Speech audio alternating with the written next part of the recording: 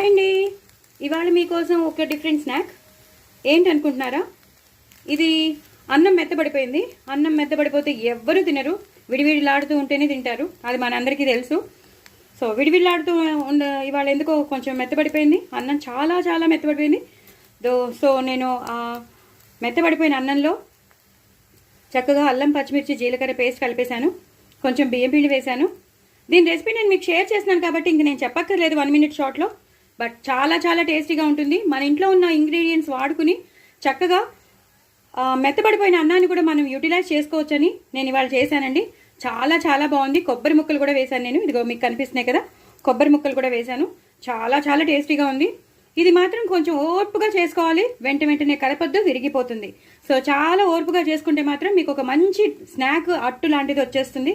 చాలా చాలా టేస్టీగా ఉంటుంది. డూ ట్రై ఇట్ అండి. నా ఛానల్ని సబ్స్క్రైబ్ చేసుకోండి, సపోర్ట్ చేయండి. చాలా చాలా టేస్టీ అయిన సాఫ్ట్ రైస్ అట్టు.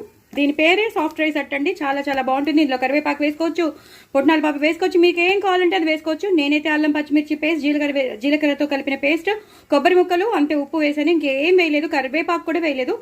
కానీ అంత టేస్టీగా ఉంటుంది. చాలా చాలా బాగా వచ్చింది. సో డూ ట్రై ఇట్ అండి. నా ఛానల్ మాత్రం సబ్స్క్రైబ్ చేసుకోవడం అస్సలు మర్చిపోద్దు.